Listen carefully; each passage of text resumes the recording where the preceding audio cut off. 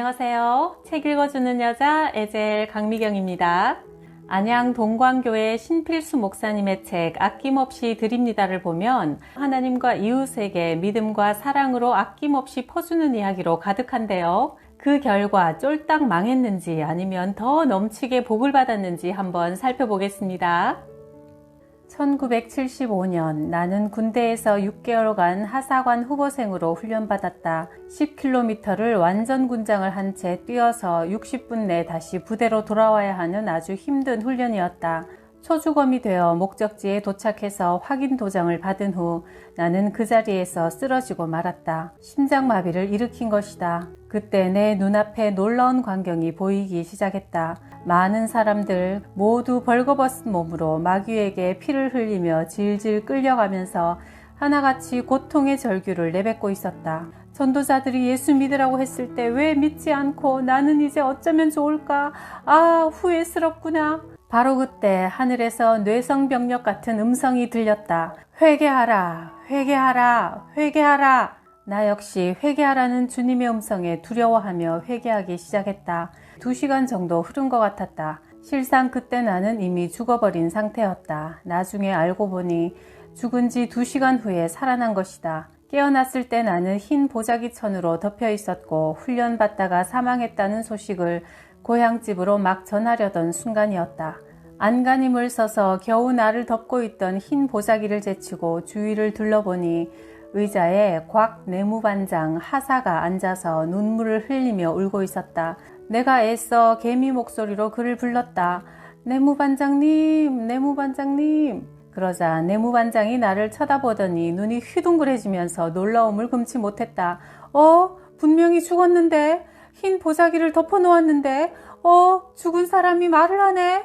그는 소스라치게 놀라면서 문을 박차고 뛰어나가더니 군의관을 데리고 왔다. 군의관은 내 오른쪽 눈을 뒤집어 보았다. 그때 나는 통증을 느끼고 아! 하고 소리를 질렀다. 내 비명소리에 군의관은 이 사람 진짜 살아났네? 팔다리와 온몸을 주물러 주어라. 혈액순환이 잘 되도록. 당시 우리 내무반장은 불교 신자였는데 심장마비를 일으킨 나를 업고 온 후 내무반장이 말했다. 야, 신필수, 네가 죽어갈 때 3번이나 우리 곽 내무반장도 예수 믿고 구원받게 해주세요 하더니 죽어버린 거야. 그 뒤로 나는 온몸이 부들부들 떨리고 손에 아무것도 안 잡혔어. 어찌할 바를 모르겠고 두렵기만 하더라. 내가 어쩌면 죽을지도 모르겠다는 생각이 들어서 말이야. 그 말에 내가 말했다. 내무반장님도 이제 예수님을 믿을 때가 됐습니다. 지금 빨리 예수님을 영접하세요. 그래? 그런데 어떻게 영접하는 거냐? 그래서 나는 얼른 영접 기도를 따라하게 했다. 예수님을 나의 구주로 영접합니다. 지난날 지은 모든 죄를 예수님의 십자가 보혈로 용서해 주옵소서. 이제부터 천국 갈 때까지 오직 예수님만 믿고 따르겠습니다. 저를 구원해 주시니 감사합니다. 예수님의 이름으로 기도합니다. 내무반장은 내 기도를 따라하더니 이렇게 말했다. 그런데 대체 이게 무슨 일이냐? 기도를 따라하다가 내 눈에서 눈물이 흐르는데 어찌 된 거지? 네, 지금 하나님께서 내무반장님을 찾아오셨습니다. 그 한 사람의 영혼을 구원하시려고 부족한 나를 잠시 죽음의 과정을 걷게 하신 후 살려주신 것이 아닌가. 정말 하나님이 살아계신 것 같다. 어떻게 네가 죽어가면서 3번씩이나 나를 위해 기도할 수 있냐? 참 신기하다. 네가 믿는 예수님을 나도 잘 믿어보겠다. 이번 주부터 꼭 교회에 가서 예배를 드리겠다. 드디어 주일이 되자 오전 9시에 내무반장이 방송을 했다. 오늘은 주일인데 교회 가고 싶은 사람은 모두 10시 30분까지 연병장에 집합하라. 내무반장은 기독교인을 무척이나 미워했던 사람이다. 군인들에게 이틀에 한 번은 담배 한 갑이 나오고 기독교 신자에게는 사탕 12개가 들어있는 사탕 봉지가 간식으로 나온다. 그러면 그는 예수 믿는 훈련병들은 사탕이 필요 없다. 하나님이 다 먹여주실 텐데 왜 사탕을 받아가냐? 이렇게 말하면서 사탕을 다 빼앗아 갔던 것이다. 그러던 내무반장이 주일 오전 9시에 방송으로 교회 가고 싶은 사람은 다 모여라 한 것이다. 그래서 연병장에 70명이나 모였다. 그가 70명을 이끌고 교회에 가니 예배를 마친 후 군목님이 90일 중대에서 갑자기 신자가 불어났습니다 하면서 기뻐하셨다. 계속 이런 현상이 나타나 결국 그는 전도사까지 받게 되었다. 그 후 많은 세월이 흘러 나는 목사가 되어서 전라남도 완도에 부흥회를 인도하러 갔다. 3박 4일간의 부흥회를 마치고 어떤 분이 다가와 이렇게 말했다. 신필수 목사님이 부흥회를 인도하신다는 소문을 듣고 군대에 있을 때 죽어가면서도 나를 향해 3번이나 예수 믿고 구원받게 해달라고 하던 훈련병이 아닌가 궁금하여 교회에 오게 되었습니다. 그 훈련병 신필수 목사님 맞으십니까? 네, 바로 접니다. 나는 반가워하며 그를 포옹했다. 저는 지금 완도교회 집사로 섬기고 있습니다. 그래요, 집사님으로 충성하시는군요. 교회의 소중한 전도 일꾼이 되시기를 바랍니다. 아멘! 집사님은 내 말에 큰 소리로 화답했다. 이렇게 죽음의 지경에서 전도한 내무반장을 훗날 다시 만나게 되어 하나님께 진심으로 감사드렸다. 내가 너희에게 이르노니 이와 같이 죄인 한 사람이 회개하면 하늘에서는 회개할 것 없는 의인 99으로 말미암아 기뻐하는 것보다 더 하리라. 누가복음 15장 7절 말씀. 우리 오형제는 하루하루 부모님의 사랑 속에서 소박한 일상을 누리며 평화롭게 살았다. 그런데 1958년 이런 평화가 깨져버렸다. 17살 된 둘째 형님이 심한 정신질환에 걸리고 만 것이다. 청량리 정신병원을 비롯해서 이 병원 저 병원을 전전하게 되었고 부모님은 용한 무당을 불러서 굿도 했으나 아무런 차도가 없었다. 병이 심했기 때문에 형님은 기회만 되면 밖으로 뛰쳐나가려 했고 일단 밖으로 나간 다음에는 형님을 제어할 방법이 없었기 때문에 부모님은 큰 고민에 빠지셨다. 안 되겠소. 방 안에 가두고 문을 잠궈야겠소. 원인을 알면 치료의 희망이라도 있겠지만 이유를 알 수 없으니 그저 암담하기만 했다. 하루는 형님이 방문을 열고 도망가고 말았다. 모든 가족이 흩어져서 마을 구석구석까지 찾았지만 형님은 보이지 않았다. 수소문하며 정신없이 뛰어다니던 중에 같은 마을에 사는 아주머니가 우리 집에 찾아오셔서 반가운 소식을 알려주셨다. 교회에 있답니다. 강화도 선행교회는 우리 집에서 3km 정도 떨어진 꽤 먼 거리였다. 부모님이 한 걸음에 교회로 달려가자 형님은 교회 전도사님과 함께 예배당에 얌전히 앉아 있었다. 영영 잃어버린 줄 안 아들을 만난 부모님은 아들을 돌봐준 전도사님께 거듭 감사의 인사를 드렸다. 별 말씀을요. 저는 이 교회를 섬기는 백길 전도사라고 합니다. 예수님을 믿으면 저 형제는 병고침을 받습니다. 그렇게 수많은 병원을 전전하고 굿을 해도 낫지 않았는데 예수를 믿기만 하면 고칠 수 있다고? 부모님의 귀가 번쩍 뜨였다. 전도사님 잘 알았습니다. 마지막 희망을 걸고 이제부터 우리 온 가족 7식구가 교회에 나와 예수님을 믿겠습니다. 이렇게 해서 우리 가족은 교회에 나가기 시작했다. 지금 생각해봐도 정말 신기한 일이다.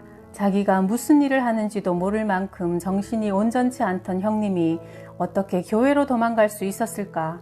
이것은 하나님께서 만세전에 예배하시고 허락하신 우리 가정에 대한 구원의 섭리였다. 당시 27세 청년이었던 백길 전도사님은 아버지께 이렇게 말씀하셨다. 제가 밤 8시에 댁에 가서 예배드리고 기도를 해드리겠습니다. 이렇게 해서 우리 가정에서는 매일 밤 환자를 위한 예배와 기도가 시작되었다. 전도사님은 늘 믿음이 좋은 성도들과 함께 신방 오셔서 합심하여 뜨겁게 찬양하고 기도했다. 뿐만 아니라 백길 전도사님은 자신의 사택을 두고도 우리 집에서 환자인 형님과 함께 주무시고 새벽에는 온 가족을 깨워서 3km 떨어진 교회로 가서 새벽 예배를 드리셨다. 그러기를 2달 정도 계속하자 형님에게 변화가 나타났다. 형님이 사랑방에서 2시간 동안 입에 거품을 물고 콧물을 흘리며 대성통곡하며 회개한 후 단잠을 자고 일어나더니 완전히 새 사람이 된 것이다. 3년간 귀신의 억압과 고통 속에서 지내다가 주님의 은혜로 마침내 자유의 몸이 된 것이다.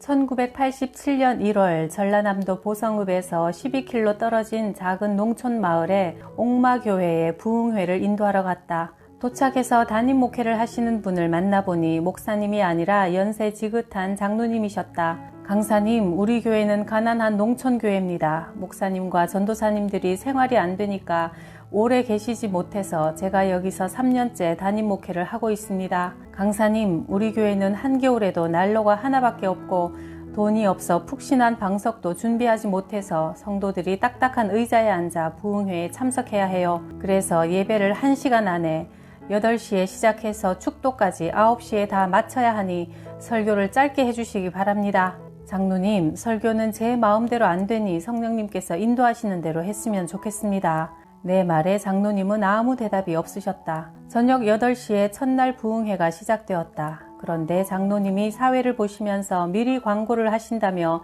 8시 반까지 길게 말씀을 하셨다. 어쩔 수 없이 설교가 늦게 시작되었다. 당시 나는 그 어느 때보다 더 많이 기도하고 부흥회를 인도하러 갔다. 첫날부터 열정을 다해 설교하니 성도들에게 성령님이 강하게 역사하시는 것을 느낄 수 있었다. 기도의 열기에 모두 추위를 잊고 있었다. 시간 가는 줄 모르고 은혜를 나누다 보니 어느덧 9시 5분이 되었다. 이제 결론만 내리면 설교를 마치는데 그때 맨 앞줄에 앉아 계시던 장로님이 갑자기 강단에 올라와서는 강대상 위에 놓인 종을 치기 시작했다. 땡! 땡! 땡! 한두 번도 아닌 10여 차례나 계속 종을 쳐대자 집중하고 아멘 하면서 은혜를 받던 성도들이 마치 찬물을 끼얹은 듯 싸늘해지며 조용해졌다. 집회를 마친 후 방에 들어가서 누웠지만 마음이 상해서 도무지 잠이 오지 않았다. 그래서 다시 교회로 가서 강대상 앞에 무릎을 꿇고 기도하기 시작했다. 하나님, 제 마음이 많이 상했습니다. 지쳐서 더 부흥회를 인도할 힘이 없습니다. 여기서 그만해야 될 것 같습니다. 내일 아침 안양으로 올라가겠습니다. 추운 겨울 늦은 밤 난로불도 없는 어둡고 컴컴한 교회에서 주여 주여 외치면서 그렇게 꿇어앉아 기도하는 동안 시간이 흘러 새벽 4시 반 새벽 기도회가 시작되었다. 교회의 담임 교역자인 장로님은 새벽 예배 시간에 나오지 않으셨다. 그러나 어젯밤에 은혜 받은 성도들은 거의 다 나와서 열심히 기도했다. 예배 후 방에 들어가자 누군가 내 방문을 두드렸다. 방문을 열자 장로님 부인 되시는 권사님이 서 계셨다. 강사님, 우리 장로님이 몹시 아파서 지금 방에 누워 큰 고통에 시달리고 있습니다. 오른팔이 마비됐어요. 오른쪽 다리도 아파서 걷지 못합니다. 아예 움직이지를 못해요. 안방에 가셔서 우리 장로님 잘못을 용서해 주시고 회복을 위해 기도 좀 해주세요. 부탁드립니다. 그 길로 나는 권사님을 따라 안방으로 갔다. 기도를 시작하려고 하니 누워 계신 장로님이 내게 말씀하셨다. 목사님, 제가 잘못했습니다. 예배를 방해해서 하나님의 영광을 가렸으니 부디 용서해 주십시오. 장로님은 이틀 동안 고통에 시달리다가 정상으로 회복되셨다. 나는 이 일을 통해 예배 회방죄가 얼마나 큰지 하나님께서 얼마나 예배를 소중하게 여기시는지 분명히 체험할 수 있었다. 2008년 나는 미국과 캐나다의 한인교회 3곳에서 부흥회를 인도하게 되었다. 모든 일정을 마치고 인천으로 오는 비행기를 타기 위해 뉴욕 케네디 공항에 갔다. 8일 동안 쉴 새 없이 집회하며 이동했던 탓에 온몸이 완전히 지쳐 있었다. 이런 상태로 비행기의 비좁은 일반석에 앉아 인천까지 14시간을 간다는 것은 무리였다. 가는 도중에 병이 날 것만 같았다. 그래서 나는 비행기를 타기 전에 간절히 기도했다.